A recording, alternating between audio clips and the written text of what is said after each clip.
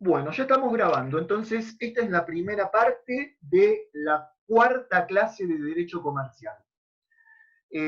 Vamos a compartir pantalla en los apuntes que estábamos viendo.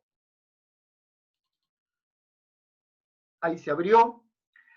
Y no sé si recuerdan que la última vez que tuvimos Derecho Comercial habíamos empezado a hablar de las sociedades controladas, controlantes y vinculadas. Habíamos puesto el ejemplo, que lo tengo acá todavía, de que una sociedad anónima llamada Matrix, sociedad anónima, compra el 51% de otra sociedad anónima que se llama Canal Sociedad Anónima. Entonces yo no necesito comprarla entera. Si yo tengo el 51%, cuando digo yo no me refiero a una persona física, perdón, me refiero a la persona jurídica Matrix Sociedad Anónima. Es dueña del 51% de las acciones de Canal Sociedad Anónima, y así es que se van formando los grupos empresarios que conocemos. Hay un montón en la realidad. Grupos empresarios, holding, ¿viste? Cuando te dicen grupo Clarín, grupo Arcor, grupo esto, bueno, son grupos porque hay una sociedad anónima que controla a un montón, no solo a una, a un montón de otras sociedades. Entonces, vamos a ver ahora la definición jurídica, si yo les pido que definan qué es una sociedad controlada. Y dice el artículo 33 de la ley 19.550, todo esto lo tienen en sus apuntes, que se consideran sociedades controladas aquellas en que otra sociedad posea dos puntos, porque dice que en forma directa o algo, eso no me interesa. Aquellas en que otra sociedad, y sigo acá, posea participación que le otorgue los votos necesarios para formar la voluntad social en las asambleas. ¿Mm? Me olvidé de pedirles que todos cierren el micrófono para que el video salga sin ruido y que lo vuelvan a abrir, ¿sí? Para cualquier pregunta que quieran hacer. Lo vuelven a abrir cuando quieren preguntar algo. Entonces, reitero, la ley va a definir a una sociedad controlada como aquella en la que hay otra sociedad que posee una participación que le otorgue los votos necesarios para decidir en las asambleas.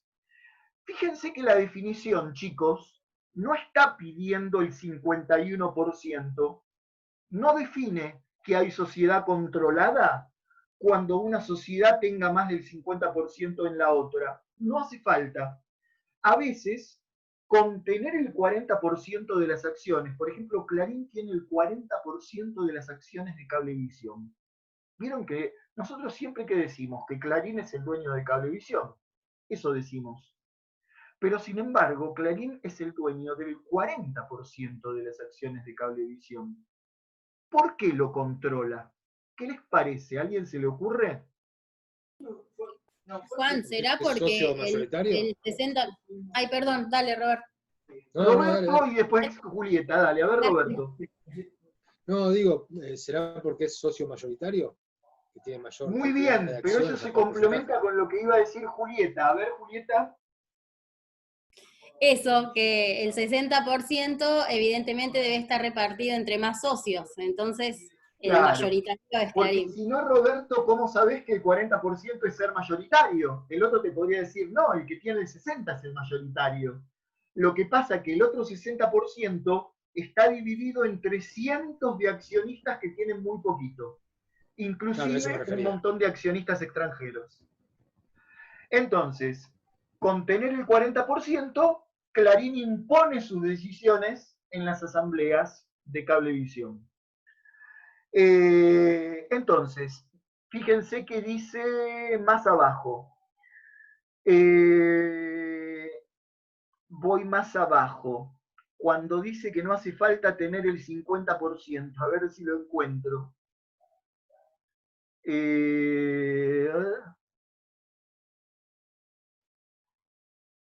Bueno, no importa, se los digo yo. No hace falta tener más del 50%. La definición de sociedad controlada es tener los votos necesarios, es esto, tener los votos necesarios para imponer las decisiones cuando se reúne la asamblea de accionistas. Y por supuesto integrar el directorio. Ahora, hay otro concepto, chicos. Cuando no hay sociedad controlada, controlante y controlada. La controlante sería Clarín en este ejemplo y la controlada Cablevisión. A veces no hay controlante y controlada, sino que hay algo menor que se llama sociedad vinculada. Volvamos a este ejemplo, Matrix posee solamente el 25% de las acciones de Canal Sociedad Anónima. Y ese 25% no me alcanza para imponerla, para imponer las decisiones, para controlarla.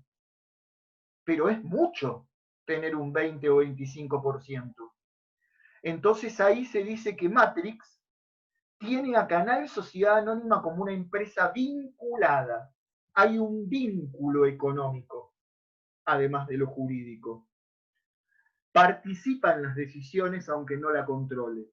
Entonces ahí tenemos la definición. Dice, en el mismo artículo, la ley dice que se consideran sociedades vinculadas cuando un partícipe posea más del 10% del capital de la otra. Ahí te lo define con porcentaje. Cualquier empresa que posea más del 10% de las acciones sobre otra, se dice que esas dos sociedades están vinculadas. Forman parte, de alguna manera, del mismo grupo económico. Y si no me preguntan nada, sigo, para terminar este tema, con un concepto muy importante que es el de concentración horizontal y vertical. Y es un concepto económico, no jurídico, chicos. A mí de esta materia me importa más lo económico que lo jurídico, porque ustedes van a ser profesores de economía. Esto de las empresas controladas y vinculadas da lugar a los famosos holding y grupos empresarios, que una gran empresa es dueña de 80 empresas distintas, no de una o dos. Y entonces se producen, cuando una empresa controla a muchas otras, se producen concentraciones horizontales y verticales que distorsionan la competencia del mercado. ¿Qué es una concentración horizontal? Es muy fácil. Cuando las empresas, que una es la dueña de la otra, las empresas controladas o vinculadas, se dedican todas a la misma actividad. Eso es una concentración horizontal. Se los leo acá. A ver, dice, las concentraciones horizontales son aquellas en las cuales las sociedades que participan en la operación de control social son competidoras en el mercado del mismo producto. Esto es grave. Esto impide la competencia, chicos. A ver, si Molinos Río de la Plata, les doy un ejemplo real, es la dueña de la Campañola, entonces no hay competencia real entre la mermelada que produce Molinos y la mermelada de la Campañola, porque aunque me aparezcan con distinta marca en la góndola del supermercado, están fabricadas por la misma empresa o por una empresa que controla la otra. Entonces, eso es una concentración horizontal. Cuando creemos que nos ofrecen distintos productos de distintas marcas, pero lo único que tiene de distinto es la marca, porque están fabricadas por empresas que son controladas por otras. En cambio, las concentraciones verticales implican un control, dice el apunte, por parte de una sociedad cuya relación en el mercado es de proveedor-cliente, no es el mismo producto. Hay una empresa que controla a la otra y la relación entre ellas es de proveedor-cliente. Por ejemplo, si la empresa La Serenísima es dueña de tambos, entonces el proveedor de La Serenísima en realidad la Serenísima es dueña de él. Y estas cosas existen. O, no, a ver si se les ocurre a alguno de ustedes, abran el micrófono y díganmelo. A ver, una relación de proveedor-cliente. El caso de papel prensa, el famoso caso de papel prensa. Los diarios Clarín y La Nación son los dueños de su proveedor de papel, de la empresa que fabrica papel para diarios. Esto hoy en día por ahí no tiene tanta importancia porque ya cada vez se lee menos el diario en papel, pero tiene toda una historia que no les voy a contar, relacionada inclusive con la dictadura militar, ¿no? Cuando Clarín y Papel y La Nación y La Razón se hicieron dueños de papel prensa. Bueno, entonces eso es una concentración vertical. ¿Mm? Cuando una empresa controla a su proveedor o a su cliente. Y no hay realmente competencia. Esto es totalmente contrario a lo que en economía se llama competencia perfecta. Por último, y terminamos así con las sociedades controladas, ¿se acuerdan que nosotros vimos un principio muy importante, que es que en la sociedad anónima, al igual que en la SRL, la responsabilidad de los socios, la responsabilidad de los accionistas por las deudas sociales está limitada al capital suscripto? Entonces, si una sociedad anónima es dueña de acciones en otra sociedad, cuando compró esas acciones, suscribió y aportó un capital. Y su responsabilidad está limitada a ese capital que aportó. Por lo tanto, acá viene un problema, que es la quiebra de una sociedad controlada, la sociedad controlante no se va a hacer cargo de las deudas, porque la responsabilidad de la sociedad controlante está limitada por ley al capital que le aportó. Perderá el capital que le aportó si la controlada quiebra. Hay muchos casos de pequeñas sociedades que dejan pagando a sus proveedores, no les pagan las deudas, no le pagan los sueldos a los empleados, quiebran, y cuando esos acreedores y empleados le quieren reclamar a la gran empresa controlante, resulta que la gran empresa controlante tiene todo a su favor en cuanto a la estructura jurídica, porque la ley no le obliga a responder por las deudas de la controlada. Salvo en un caso. Les leo este último párrafo. Dice, por último, en cuanto a la ley de quiebras, la quiebra de la sociedad controlada solo puede llevar a que se solicite la quiebra de la controlante, o sea, solo puede llevar a que la controlante se haga cargo cuando la controlante haya tomado decisiones que desvían la dirección y el objeto social de la controlada, produciendo un daño que se pueda comprobar en su patrimonio. Les cuento un ejemplo muy cortito porque no quiero aprovechar el poco tiempo que tenemos. El grupo Macri, que sigue existiendo, es un grupo de los más multimillonarios del país. Entre las sociedades controladas que tenía el Correo Argentino cuando el correo era privado. Ahora el correo es del Estado. El correo privado, cuando se privatizó en la época de Menem y se lo entregaron a los Macri, Grupo Macri, sociedad controlante. Correo Argentino, privado, sociedad controlada. El Grupo Macri lo fundió al Correo Argentino. El Estado se tuvo que hacer cargo de vuelta, estatizarlo, de un correo quebrado y lleno de deudas que no pagó. Todavía está en juicio porque todavía el Estado está demostrando ante la justicia esto que estamos viendo acá, que el Grupo Macri como empresa controlante causó un daño patrimonial a propósito en el correo. Y si se logra demostrar eso en la justicia, es el único caso en que la sociedad controlante, que sería el Grupo Macri, va a tener que responder ante el Estado por ese daño patrimonial que le causó. Está comprobado. Lo que pasa que ustedes saben lo que tarda la justicia. ¿Se entendió este tema, chicos? ¿Alguna pregunta?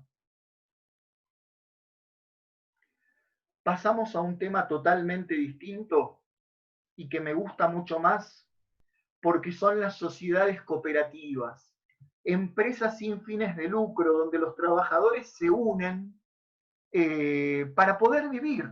Hay pequeñas cooperativas que realmente funcionan y los trabajadores aportan un capital, funcionan en forma democrática porque tienen un voto cada uno, los votos no son como la empresa capitalista, llamo empresa capitalista a la sociedad anónima.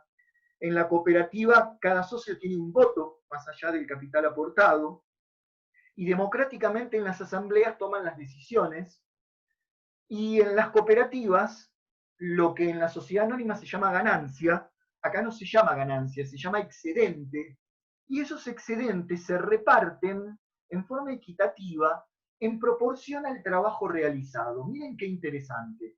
El que trabajó más horas y produjo más se llevará una mayor parte, el que trabajó menos horas se llevará una menor parte. Es muy interesante la sociedad cooperativa. Y ojo, antes de mostrarles las características en el apunte, la sociedad cooperativa es una sociedad sin fines de lucro. No está en la ley 19.550, tiene una ley propia, que es la ley 20.337. Yo voy a explicar muy resumido. El que le interese profundizar, busque en internet la ley 20.337. Pero decimos que no tiene fines de lucro, no porque no obtenga ganancias. Las ganancias se llaman excedentes, no se llaman ganancias. Pero una sociedad necesita comprar y después vender a un precio más alto para obtener un excedente. Si no, la gente, los socios no tendrían que repartirse y con qué vivir. Lo que pasa es que a veces hay un error en el concepto de fines de lucro. Una organización no tiene fines de lucro cuando no hay un dueño que se reparta las ganancias en proporción al capital aportado. O lo digo al revés, chicos. Una organización tiene fines de lucro cuando hay dueños, socios, dueños, que tienen derecho a repartirse las ganancias en proporción al capital que aportaron. O sea, el que aportó más capital se lleva más ganancias. Eso es una sociedad o una empresa con fines de lucro. Un club es una organización civil sin fines de lucro y también necesita tener ganancias, si no, ¿cómo se mantiene? O una fundación. Son organizaciones sin fines de lucro, pero también pueden comprar y vender cosas. Entonces la sociedad anónima no tiene fines de lucro, simplemente porque las ganancias no se reparten en proporción al capital aportado. Tienen un capital variable, a diferencia de todas las demás sociedades, porque a medida que se vayan incorporando nuevos socios, su capital va creciendo. Entonces el monto del capital social no figura en el contrato social como si figura en una SRL o en una sociedad anónima. Vos en una sociedad anónima de entrada fijás cuál va a ser el capital social y lo dividís en acciones. En una SRL de entrada fijás cuál va a ser el capital social y lo dividís en cuotas sociales. En la cooperativa no. En la cooperativa fijás cuánto vale cada cuota social. Y cada socio aporta una cuota social. Pero se pueden ir incorporando nuevos socios y entonces el capital va aumentando.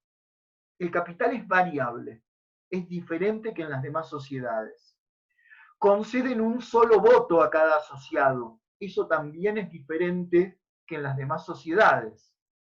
Requiere un mínimo de 10 socios, eso también es diferente.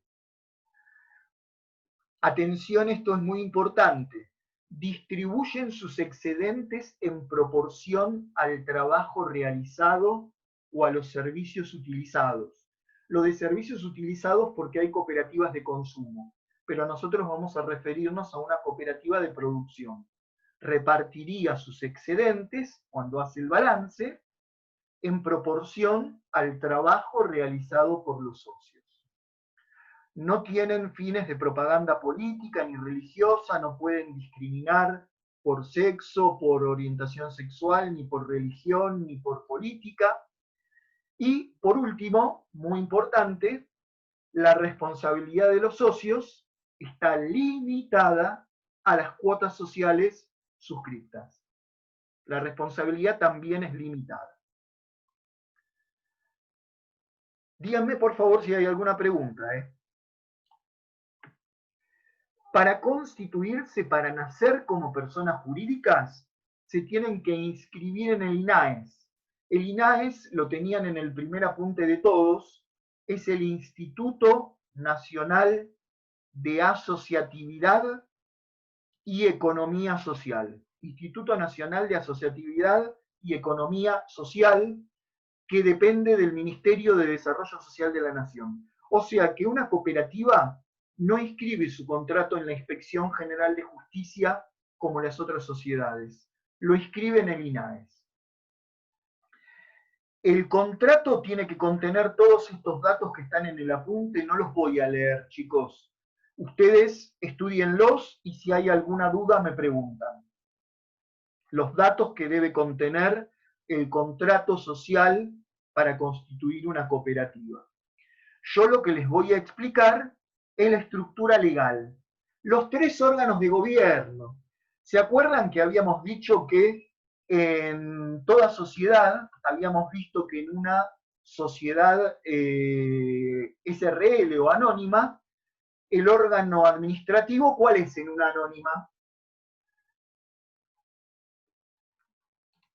En una sociedad anónima, ¿quién está a cargo de la administración o quiénes? ¿Directorio? El directorio. De la administración, el directorio. Bueno, en una sociedad cooperativa no se llama directorio, sino que se llama consejo de administración, el órgano de gobierno responsable de la administración. La asamblea, en lugar de llamarse asamblea de accionistas, se llama asamblea de asociados. Y también hay un órgano de fiscalización interna que es el síndico. En el apunte les voy a remarcar algunos conceptos importantes. Estructura legal interna de una cooperativa. Asambleas. Dice que la asamblea es el órgano superior y soberano de la cooperativa, porque ahí se reúnen los socios y expresan su voluntad, un voto por socio. La asamblea ordinaria, al igual que en la sociedad anónima, hay cosas que, aunque esto es una sociedad sin fines de lucro, su estructura jurídica tiene algunos puntos en común con la sociedad anónima. Tiene una asamblea ordinaria que se tiene que reunir una vez por año por lo menos, y fíjense los datos, fíjense los temas que se consideran. Se considera el ejercicio anual de la entidad, el balance, y la distribución de los excedentes. En lugar de hablar de distribución de ganancias, hablamos de la distribución de los excedentes. La elección de los consejeros, o sea, son los socios, esto es muy importante, son los socios en una asamblea los que eligen a quienes van a integrar el órgano administrativo, a los miembros del consejo de administración. Los eligen los socios en una asamblea. Y también eligen a quienes van a ser integrantes de síndicos. Paso al consejo de administración. El consejo de administración dice que está elegido por la asamblea y es el órgano que va a administrar y a dirigir las operaciones de la cooperativa. Los consejeros, atención a esto, deben ser asociados. Esto no es igual que en la sociedad anónima. En la sociedad anónima se puede designar directores a personas que no sean accionistas. ¿Sí? En la sociedad anónima se pueden elegir como directores a personas que no sean accionistas. Pero en la cooperativa, los responsables de la administración, o sea, los integrantes del consejo de administración, obligatoriamente tienen que ser socios y tienen que ser 3. No puede ser uno solo. Por lo menos 3 consejeros. La duración en el cargo dura hasta 3 años, pero pueden ser reelegibles, y se tienen que reunir al menos una vez por mes y dejar constancia de sus decisiones en un libro de actas. ¿De acuerdo? ¿Se entiende esto? Por último, tenemos al síndico. Siempre 3 órganos de gobierno. El órgano que toma las decisiones sociales, que es la asamblea. El órgano administrativo, que en este caso es el Consejo de Administración, responsable de la administración. Y el órgano de fiscalización interna, que tiene como función controlar a la actividad del Consejo de Administración para que no estafe al resto de los socios. Porque estamos hablando de una cooperativa, pero siempre puede haber maniobras fraudulentas. Entonces, para eso hay una sindicatura obligatoria en las cooperativas. Una sindicatura que va a tener a cargo la fiscalización privada, la fiscalización interna. O sea, en pocas palabras, va a controlar al órgano de administración. ¿Está claro eso? Va a controlar al órgano de administración. Y esa sindicatura va a estar a cargo de uno o más síndicos también elegidos en la asamblea por los socios. La sindicatura puede ser unipersonal o colegiada, o sea, puede ser un solo síndico o más de uno. Cuando es más de uno, se llama comisión fiscalizadora. ¿Cuáles son las funciones de ese síndico?